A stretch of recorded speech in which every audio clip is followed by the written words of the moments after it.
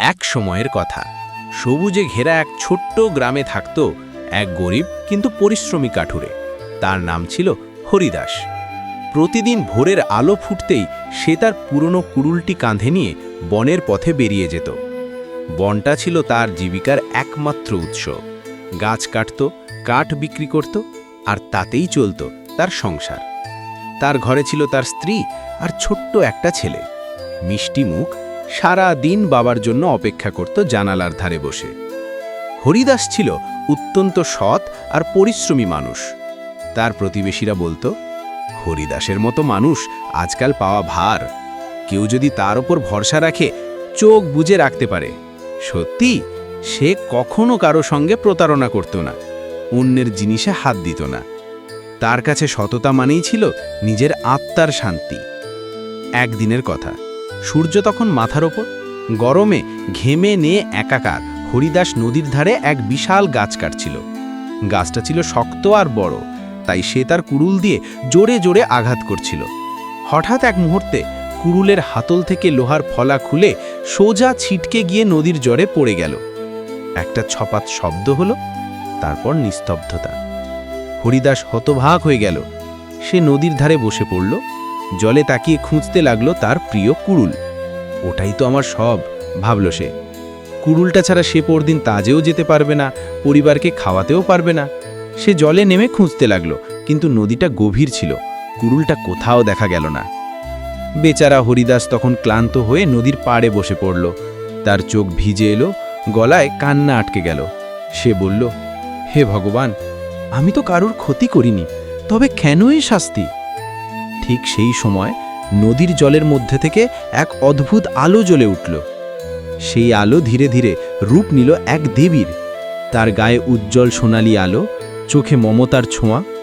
দেবী জলের উপর ভেসে এসে মৃদু হেসে বললেন, কাঠুরে, কেন কাঁদছ? হরিদাস অবাক হয়ে উঠল। সে হাত জোড় করে বলল, মা, আমার কুড়ুলটা নদীতে পড়ে গেছে। আমি গরিব মানুষ, ওই কুড়ুল দিয়েই সংসার চলে, ওটা ছাড়া আমার কিছুই নেই। দেবী মৃদু হাসলেন। তোমার কুড়ুল আমি খুঁজে দিই, বলেই তিনি জলের নিচে মিলিয়ে গেলেন। কিছুক্ষণ পর তিনি ফিরে এলেন, হাতে এক চকচকে সোনার কুড়ুল নিয়ে। দেবী বললেন, এই নাও, তোমার কুড়ুল কি এটা? হরিদাস অবাক হয়ে গেল। এত সুন্দর, এত দামি কুড়ুল সে জীবনে দেখেনি।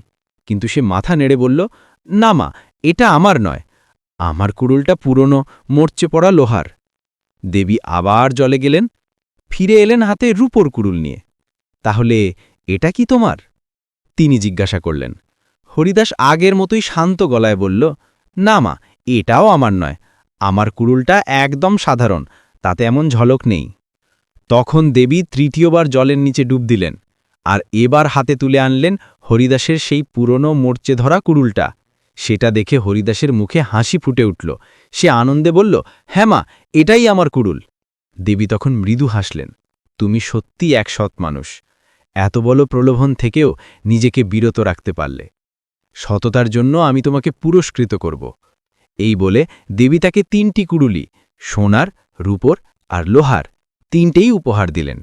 হরিদাস অবাক হয়ে বলল, মা, আমি তো শুধু আমারটা চাই। দেবী বললেন, যে মানুষ সৎ সে প্রাপ্যর চেয়েও বেশি পায়। এই সোনার রূপো তোমার সততার পুরস্কার।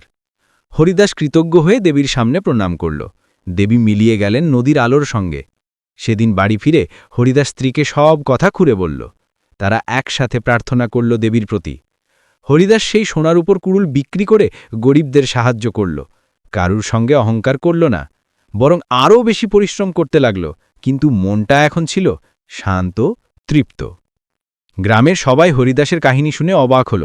কেউ বলল, সত্যি সততার দাম আছে। কেউ আবার বলল, যে নিজের লোভকে জয় করে সেই প্রকৃত মানুষ।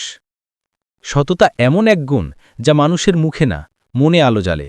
প্রলোভনের সামনে দাঁড়িয়ে যে নিজের সত্যের পাশে থাকে সেই তৃপ্ত বিজয়ী।